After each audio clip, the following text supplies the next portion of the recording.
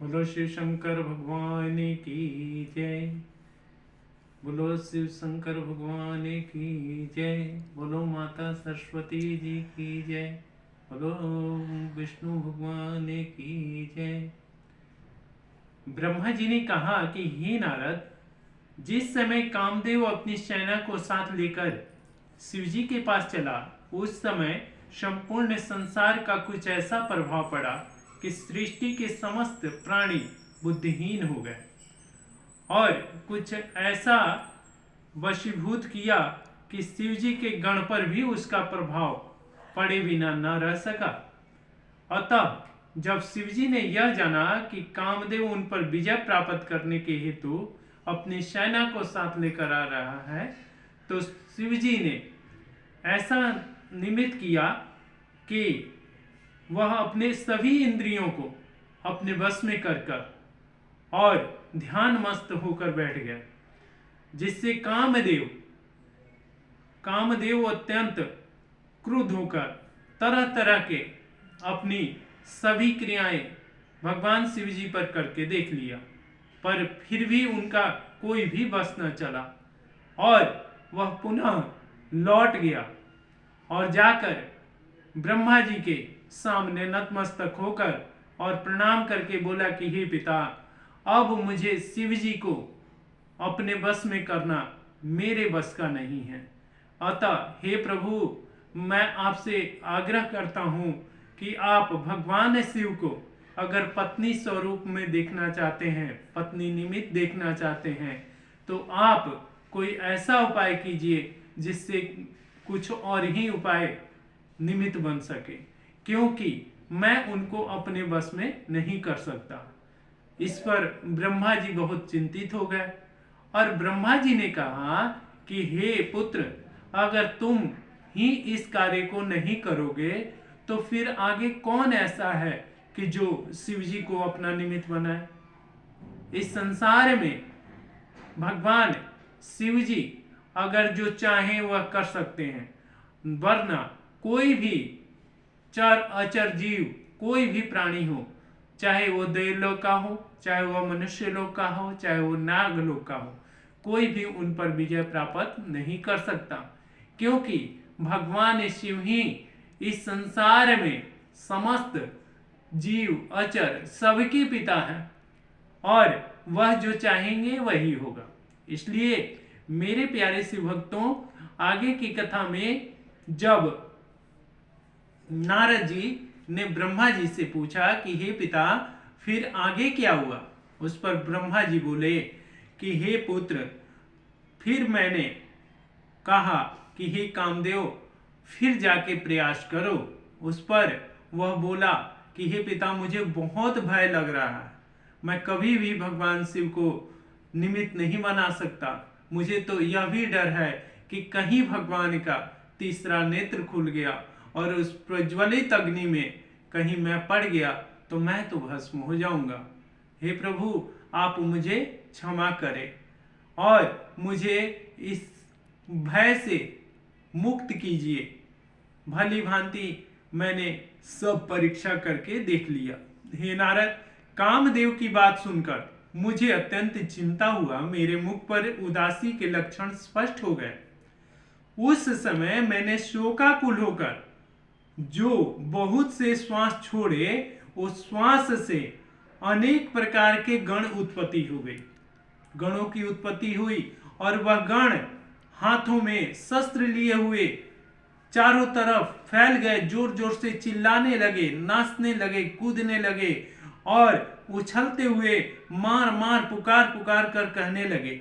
उनका कोलाहल संपूर्ण दिशाओं में भर गया, सभी उससे भयभीत हो गए। वे अनेक प्रकार से उपद्रव करते थे, उनकी संख्या का वर्णन नहीं किया जा सकता। हे नारद, जब गणों को कामदेव ने देखा तो मुझसे पूछा कि हे पिता, यह सब लोग कौन हैं और इनका नाम क्या है। मैंने उत्तर दिया कि यह सब लोग मार मार शब्द का उच्चारण कर रहे हैं, तो यह इनका नाम भी मैं मार ही रखता हूं। हे अनंग, तुम इस सेना को साथ लेकर और एक बार फिर शिव जी के पास जाओ और ऐसा उपाय करो जिससे शिव जी किसी स्त्री के साथ विवाह करना स्वीकार कर लें। यह सुनकर कामदेव ने उत्तर दिया कि हे पिता, पहले तो मेरा कुछ भी बस नहीं चला, अब भी कोई आशा मुझसे न रखिएगा, क्योंकि फिर भी मैं एक बार पुनः आपकी आज्ञा को पालन करके और भगवान शिव जी को फिर पुनः अपने भाग में करने के लिए जा रहा हूं, और हो सकता है, यह निश्चय है कि भगवान शिव का कहीं तीसरा नेत्र खुल गया तो मेरा मरण निश्चित है। अतः इतना कहकर कामदेव अपनी नई सेना को साथ लेकर वहां से चल दिया। उस स्थान पर जा पहुंचा जहां शिवजी ध्यान मग्न बैठे थे। सर्वप्रथम उसने पृथ्वी पर मस्तक रखकर भगवान शिव जी को प्रणाम किया और उनकी स्तुति किया। तदुपरांत पृथ्वी पर निमित्त होकर नतमस्तक होकर कहा कि हे प्रभु, मैं अपने पिता की आज्ञा का अनुसरण करने आया हूं, अतः आप मेरे ऊपर कृपा बनाए रखे प्रभु। इतना कहकर कामदेव ने अपने साथी बसंत को चारों ओर फैला दिया। इस समय संसार के सभी प्राणी का धैर्य स्थिर नहीं रहा, परंतु इतने पर भी शिव जी का ध्यान विचलित नहीं हुआ। कामदेव का उस समय भी यह बड़ा सौभाग्य था कि शिव जी ने किसी निरअभिमान अनुमान कर भस्म नहीं किया। तत्पश्चात कामदेव लज्जित होकर पुनः मेरे पास लौट आया और बोला कि हे पिता, शिव जी पर मेरा इस बार भी कोई प्रभाव नहीं हुआ। यदि आप चाहते हैं कि शिव जी विवाह करे तो किसी अन्य उपाय का आश्रय ले लीजिए। और इतना कहकर कामदेव अपने घर चला गया। उस समय मुझे अत्यंत निराशा हो गया और चिंता में मैं डूब गया। जब कोई उपाय नहीं सूझा, तब मैंने भगवान विष्णु जी की स्तुति और ध्यान मग्न होकर उनसे प्रार्थना किया। मैंने भगवान विष्णु जी से विनती करते हुए कहा कि हे प्रभु, आप अपना सेवक जानकर मेरे दुख को दूर कीजिए। हे दीन बंधु, आप अपने सेवक के हित के लिए ही अवतार भी लेते हैं, अतः उस समय आप प्रकट हो गए तो मेरे सभी दुख दूर हो जाएंगे। तब भगवान विष्णु, जिस समय मैंने उन्हें प्रणाम किया, उस समय वे हंसने लगे और कहे कि हे ब्रह्मा, आपने हमें किस लिए स्मरण किया है, क्या कारण है, आप हमें पूरा कंठस्थ करके बतलाइए। तब मैंने उन्हें कामदेव का शिव जी के पास जाने का, निराश होकर लौट के आने का संपूर्ण वृत्तांत कह सुनाया।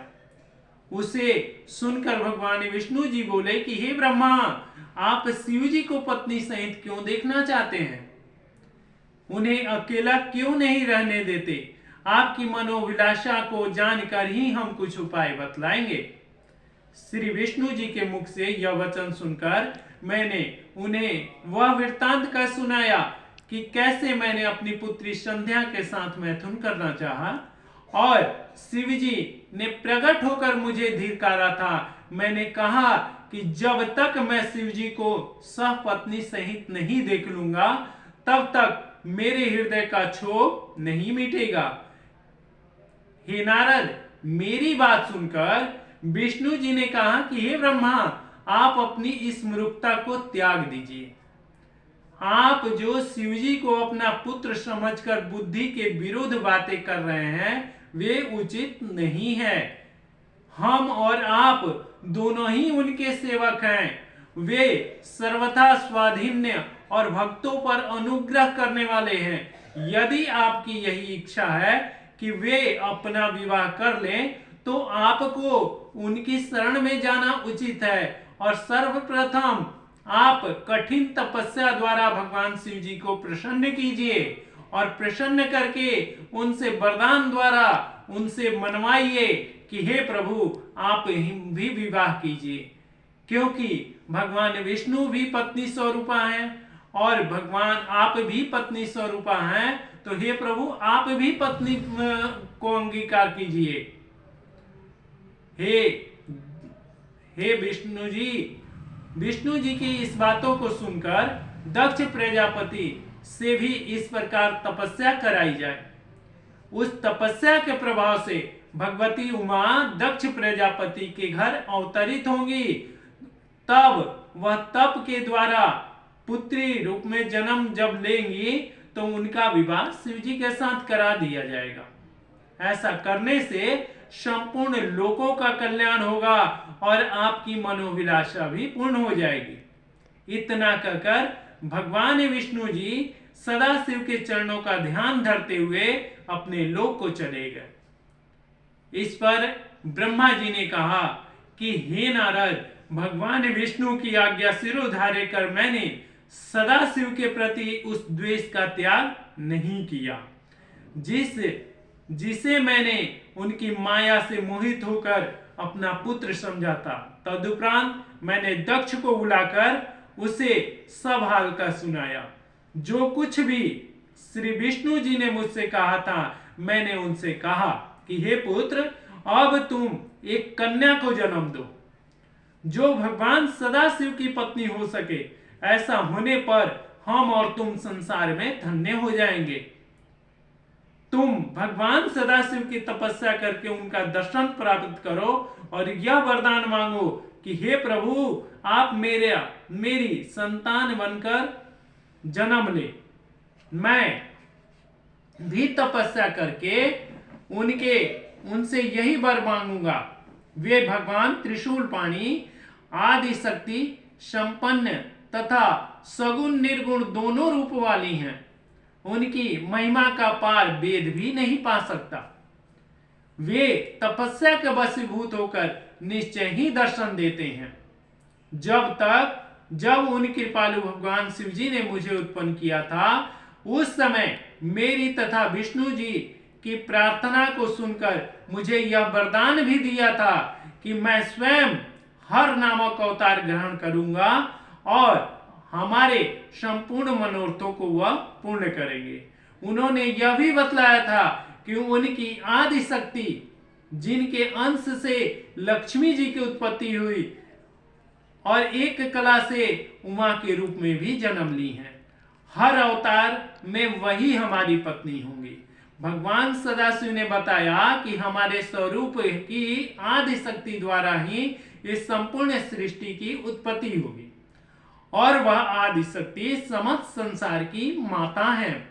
अस्तुतः हे दक्ष, वे आदि शक्ति तुम्हारे घर में सती नाम से जन्म लेंगी।